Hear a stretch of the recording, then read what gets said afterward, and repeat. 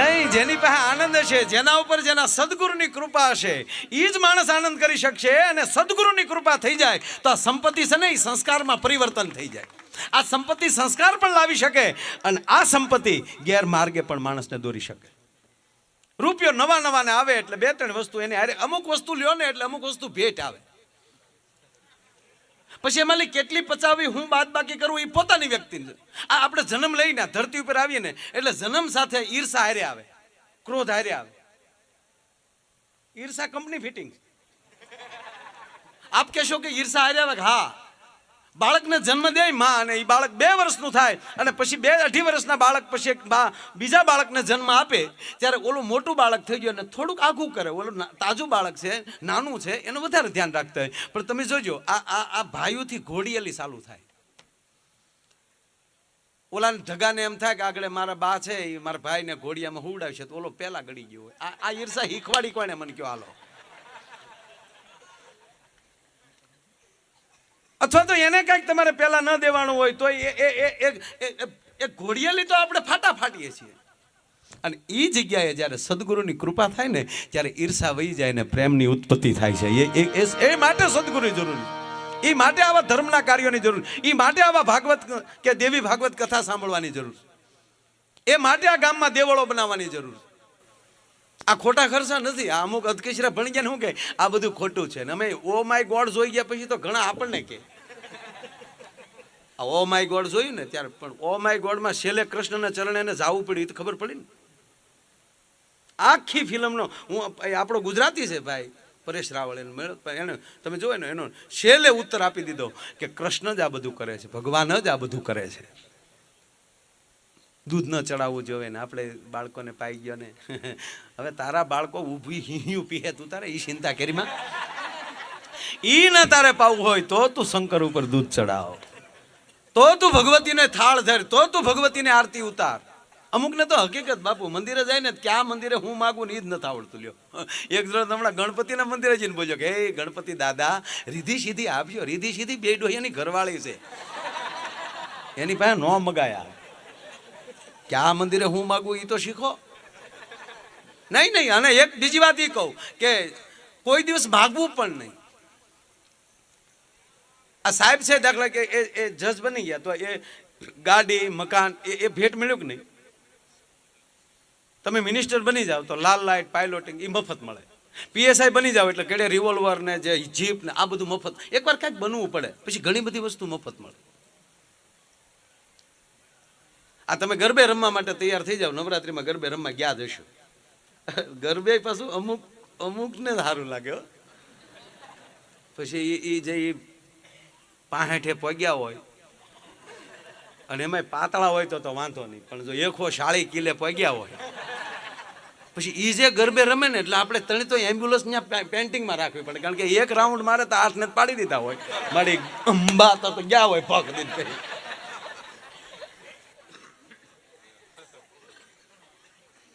ખાલી તમે ગરબે રમવા માટે તૈયાર થાવ તો તમને રમવા માટેનો ચોક મફત મળે છે, મ્યુઝિક મફત મળે છે, લાઇટિંગ મફત મળે છે.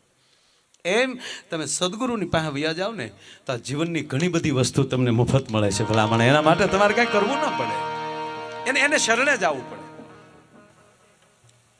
એક જણા આ જજ સાહેબ બેઠા ત્યાં ન્યાલી ચાલુ કરું, એક ચોર પકડ્યો એવો ને 1 જ મહિનામાં બીજી વાર જામીન લેવા આવ્યો. એટલે જજ સાહેબ ખીજાણા કે હારા ધંધા કરો, કે હારા ધંધા કરો, મહેનત કરો. તો ઓલો કે મહેનત વગર નો થાય, વંડિયું બંડિયું ઠેકી. સાહેબ તો તમે અહીં બેઠા એટલે લાગે બાકી આવો રાતના જે અમે અંધારામાં જે દિવાલો કૂદીએ તો અમારા મન જાણે. સાહેબ એમ કીધું તો હવે આને જે કરવું એ ભલે કરતો. અને જીવનમાં ખરેખર વસ્તુ એ છે કે જે માણસ ખુલ્લો રહે, આનંદમાં રહે, ભાર વગરનો જીવે. 3 દી પહેલા અમે બાપુ નીકળવાના હતા રણુજા, ત્યારે અમે બેઠા ત્યાં ચિત્રકૂટ મોરારી બાપુ. મેં મને કીધુંનો પ્રશ્ન એમ થતો હતો જે વસ્તુમાં આપણે ન માનતા હોય છતાં એમાં હનુમાન ચાલીસામાં લખ્યું કે ભૂત પિશાચ નિકટ નહીં આવે, મહાવીર જબ નામ સુનાવે. અને પાછો ઇતિહાસ સાક્ષી છે કે તુલસીદાસજીને પહેલું ભૂત મળ્યું. એટલે મેં બાપુને પૂછ્યું ખરેખર બાપુ ભૂત હોય? એટલે એને ચોખ્ખી ના પાડી કે હું તુલસીદાસને 55 વર્ષથી વાંચું છું. ભૂત નામનો શબ્દ છે પણ ભૂત ક્યાંય છે નહીં. તો અમે કહેતા તુલસીદાસને ભૂત પેલા મળ્યું એટલે બાપુએ મને પૂછ્યું તું ભૂત કોને માનશો? ભૂત એટલે ભૂતકાળ. જે માણસ સતત એના ભૂતકાળમાં જ રહેતો હોય, ઓલાય મને આમ કીધું તું, હવે કાંઈક થાય જો હાટું ન વાળું તો ફલાણું ભાઈ નહીં. આ સતત જે ભૂતકાળના જીવનમાં જીવતો હોય એ ભૂત જેવો થઈ જાય, એ માણા ન રહે. પણ ભૂતકાળમાં તમે જે કોણ છો, તમે કોનું સંતાન છો, તમારો બાપ કોણ, આપણે કઈ રીતે એમ કહેવાય જીવતા હતા બધા ભેગા, શું હતું આપણી પાસે, અને આજ કેટલી ભગવાને કૃપા કરી દીધી. આ ભૂત મળી જાય ને તો એનું ભવિષ્ય સુધરી શકે. એટલે તુલસીદાસને પહેલા એનું ભૂતકાળ મળ્યો, હું કોણ હતો અને આજ હું ક્યાં છું, તો હવે ખરેખર મારે શું રહેવું. એટલે પૂર્વ જન્મની એને યાદી થઈ એટલે એને ભૂત મળ્યું. અને ભૂત એટલે ભૂતકાળ અને પિશાચ એટલે ભવિષ્યકાળ. ભૂત અને ભવિષ્યની કાંઈ ચિંતા ન કરે, વર્તમાનમાં જીવતા રાખી દે, એ તમારો સદગુરુ, એ તમારો હનુમાન. અને ઘણા તો ભૂતકાળમાં જીવતા ને તમે જોજો, આ સપના આવે હે ના આવે, વર્તમાનનું સપનું આવતું જ નથી, કાં ભવિષ્યનું આવે ને કાં ભૂતકાળનું આવે. અને પાછા એમાં જેટલા આપણને મળે ને એ કોઈને આપણે ઓળખતા જ ન હોય. અમારો ભૂરો મને કહેતો, મને કે ભાઈ મને કોઈ દી સારું સપનું ન આવ્યું. હું તને કેવા સપના આવે? મને કે એરું વાહે ચો હોય, ખૂટિયા ધીકું મારી હોય, રોડ ક્રોસ કરવા જાવતા તો ખટારાય ઉડાડ્યો હોય. હારા વિચાર કરો, હારા મિત્રો રાખો તો તમને સપના હારા આવે. અને પછી એક લેવલ તમારું સદગુરુની કૃપા થઈ જાય, એક લેવલ એવું આવી જાય કે પછી તમને સપના જ નહીં આવે. પછી તમારે સપના નહીં જોવા પડે, સપના જોવા તમને આવશે. આ જો અમને સપના આવતા જ નથી, હું તો સપના આવે ને.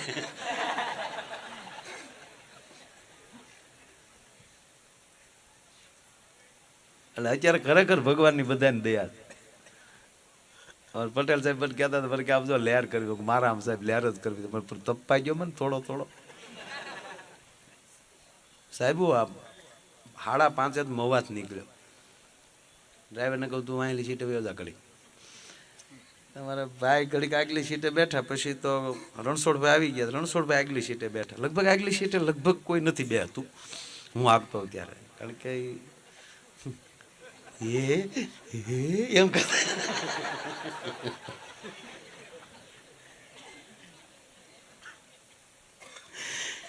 એટલે એક બહુ પેલો એક ઝીણો જોક્સ કહું એટલે મને ખબર પડી જાય કેટલા બધાને ટ્યુબલાઇટો તૈયાર છે.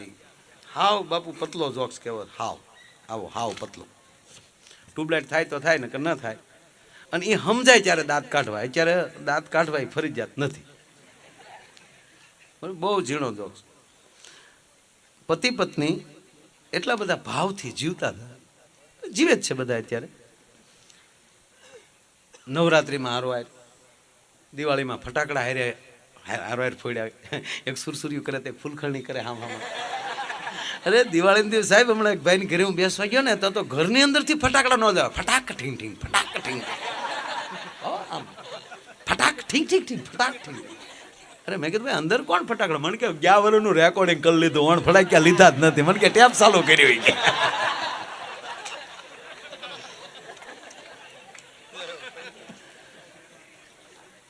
એટલે બે માણસ પતિ પત્ની એટલા બધા સરસ ને ભાઈ તમને કોઈ એના પત્નીને એટલું બધું ધ્યાન રાખે. એટલે એના પત્ની હતા ને એને બિચારાને એમ થયું કે લગભગ દરેક બહેનોને આ વસ્તુ તો મગજમાં હોય જ છે કે તમારા ભાઈ હાવ ભોળા, એ ઘીરે ડોહો કે બાકી તો કેવો ભોળો છે તો ગામ જાણે. પણ એ બેનોને એવો ભાવ જ હોય કે તમારા ભાઈ બહુ ભોળા. એટલે બેન ને બિચારા એમ છો ઘરે રહ્યા, ઘડીક મારી વગરના નથી રહી શકતા. અને માની લો ના ચાહી મારું કઈક નબળો વિચાર આવ્યો, કદાચ હું ગુજરી ગયો હોય તો મારી વગર ના જીવે. આ બહેનોને વ્યામ છે. પણ મારી માવું, આ દેશનો પુરુષ ગુજરી ગયો છે તો એની પાછળ એની સ્ત્રી કદાચ સતી થઈ છે, બાકી કોઈ દી ઘૂઘા સતા છે એવી વાત જ નથી. ઇતિહાસ જ નથી અત્યાર સુધી. હા, આ દેશની જગદંબાઓ એક સતી પ્રથા હતી સાહેબ, કે એના પતિની પાછળ એની પત્ની સતી થતી હતી. પણ આપણા કોઈ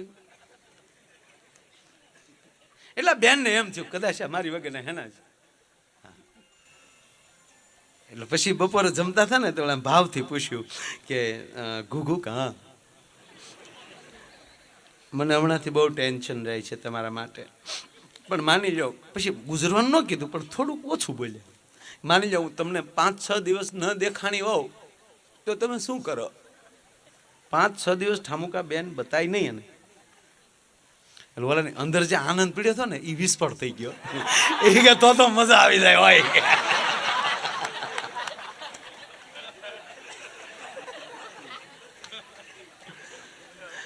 પણ જોક્સ હવે ચાલુ થાય, હવે મૂળ જોક્સ છે ને હવે ચાલુ થાય.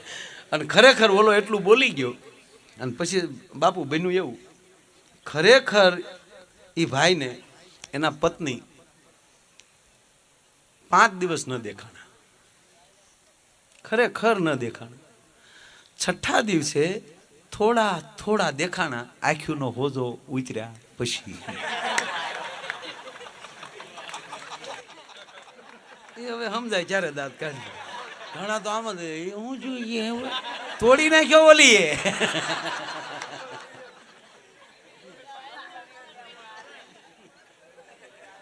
અને દરેક વસ્તુ તમને અંદરથી આનંદ આપે એ જ સાચી વસ્તુ છે ને ભાઈ. અને એ કોઈ વસ્તુ પાછી રૂપિયાથી મળતી નથી.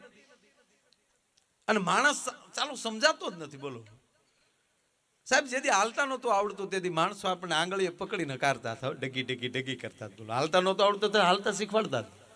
અને હવે હાલતા આવડી ગયું તો પગ પાકડીને કેમ પાડવો એ કોશિશ કરે છે. તમે જાવ ક્યાં એ કયો.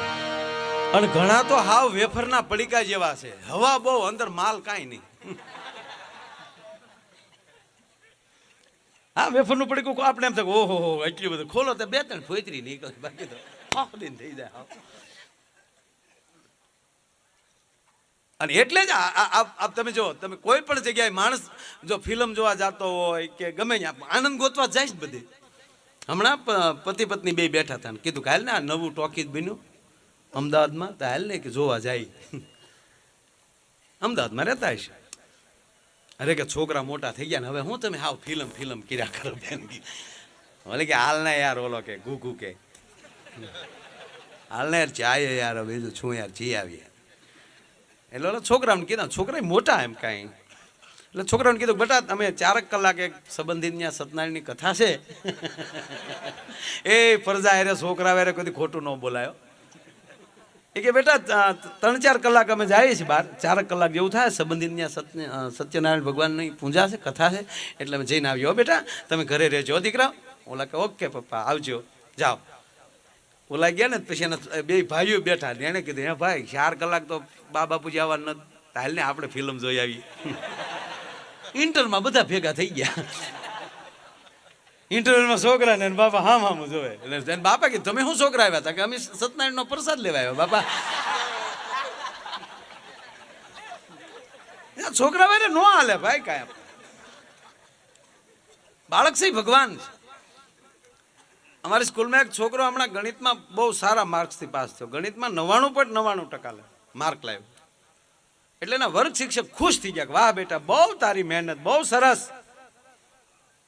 હવે એક છેલ્લો દાખલો હું તને પૂછ્યો એનો જવાબ આપી દે. કે બોલો, કે બોલ બેટા તારા પપ્પા છે એ કનુભાઈ પાસેથી 5 લાખ રૂપિયા લઈ આવે અને 5 લાખ રૂપિયા 5 વર્ષ પછી એને પરત આપે, 2% વ્યાજ સાથે કુલ રકમ એને કેટલી પરત તારા પપ્પા કરે? કેટલા રૂપિયા આપે તારા પપ્પા? ઓલો કે 1 રૂપિયા નો આપે. કેમ બધા ગણિત નથી જાણતો? એ કે ગણિત તો જાણું છું પણ તમારા બાપાને નથી જાણતા. એને લીધા એના કોઈના દીધા જ નથી. આ મંડળીઓના બૂસ મારવાની શરૂઆત જ કે મારા બાપાએ કરેલી. ત્રીજી વાત, જીવન છે એ જાણી પણ શકાય છે અને માણી પણ શકાય. અમુક વ્યક્તિનું જીવન તમે ઠેઠ સુધી જાણી ન શકો, એ કેવલ માણી શકાય. અને જે પાછી જાણી શકો છો ત્યારે એની ગેરહાજરી થઈ ગઈ હોય. આ સવારામ બાપાનું જીવન જે પેલા હતું એ બધા પેલા જાણ્યું હશે, માણ્યું નહીં હોય. અને અત્યારે ખાલી એના ભજન માણે છે કલાકારો. તો સાહેબ કેવું એને ભજન કર્યું છે. દરેક આપણી જેટલી જૂની આ જગ્યાઓમાં જેને દેવીદાસ બાપુએ કેવું ભજન કર્યું છે. આપ તો સાહેબ અત્યારે જુનાગઢ છો, ગિરનારમાં દત્ત મહારાજે કેવું ભજન કર્યું છે કે આખો ગરવો ગિરનાર આપણે એનું ગૌરવ લઈ શકે. એક જણા તો આમ જમવા બેઠો ને રોટલી બાપુ આમ છે દાજી ગયેલી આવી, અમુક તો ખીજાવા હાટું જ ઉપીલી આવ્યા અને એની પત્નીને ઘા કર્યો રોટલી. આ રોટલી દાજી ગયા, આ ક્યાં ધ્યાન રાખો, આખ્યું છે કે કોડિયું છે? એટલે પત્નીએ કીધું કે દાજી ગઈ છે, છોકરું કવરાવતો તો દાજી ગઈ છે, ગેસ થોડોક વધી ગયેલો છે, જે કઈ થયું બીજી અંદર પડી, બીજી હારી લે ને, દાજેલું જ દેખાય તને એકલું. અને છતાં હું જ્યારે બનાવું છું આગળ તને બીજી રોટલી બનાવી દો, ચાલુ જ છે રોટલી બનાવું, તને ગરમા ગરમ તો ગુડું સાયથી બેઠી બેઠી. મારી હામું તારથી બોલાય કે? બોલી કે તારા બાપ હામું બોલાય, કંટાળી ગઈ હવે તો. એવું જ નહોતી બોલી, તો હું બોલ્યો.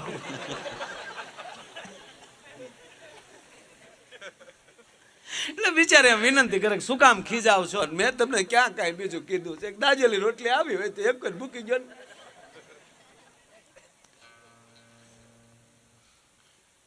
બોલે ને મૂળ બિચારીની કઠણાઈ, બીજી રોટલી તોડી તેમાં વાળ નીકળ્યો.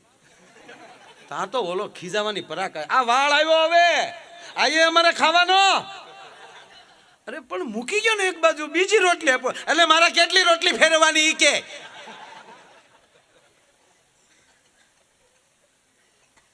પણ મારો વાળ છે એમાં રાડ્યું શું નાખો? તારો વાળ હોય ખાઈ જવાનો, પણ શું કામ પાડોશી સાંભળે? શાંતિ રાખો ને, તમને હું બીજી રોટલી બનાવી. આ મારો વાળ છે, આમાં કરતા આવી ગયો છે ક્યાંક પરસેવો ગરમી થાય એટલે તારો વાળ હોય તો ખાઈ જાવ ને. એટલે ઓલી બેન મળી રડવાની બાજુ બે, મારો વાળ તમને ગમતો નથી ને? હવે મને એ કહો મારો વાળ ગમતો નથી ને? ઓલો કે નહીં, આજ વાળ ઉપર તમે એકવાર ગીત ગાયેલા છે, રેશમી ઝુલ્ફે ને શરપતિ આંખે. આ તારો પ્રેમ મરી ક્યાં ગયો ભલા માણા? પ્રેમ હોય તો વાળ હું આખો અંબોડાય હોય તો ગળકી જાય. અને બોલો ખાઈ ગયો. બોલો એવું હોય તો પછી ગાંડી બોલાય નહીં કે આવું તો બધું હાલ્યા કરે.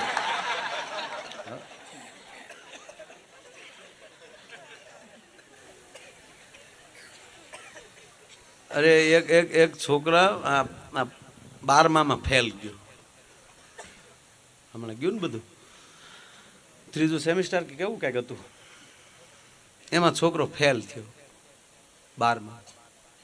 હા ને એનો બાપ ખીજાનો, ફેલ થયો, તારા કેટલા ટ્યુશનના ખર્ચા, તારા યુનિફોર્મના ખર્ચા, તારી ગાડીના ખર્ચા, તને બસ લેવા જાય એના ખર્ચા, તારી સ્કૂલની ફી, અને ફેલ થયો. ના પડતો તો સાયન્સ નો દીકરો થામાં, એની કરતા સાય પી જા 2 ગ્લાસ. આવો આવો કેદાન આવો, પધારો પધારો. અમારા કિશોરદાન ગઢવી કેદાન બહુ સારી કવિતાઓ લખે છે, પોતે ગાય પણ સારું છે, તાળીઓથી વધાવે. એટલે ખૂબ ખીજાણાના પપ્પા કે તું ફેલ થયો હાવ. ઓલો છોકરો બેઠો બેઠો દાંત જ કરતો આને ઉપડી લાગે ખીજાવાને.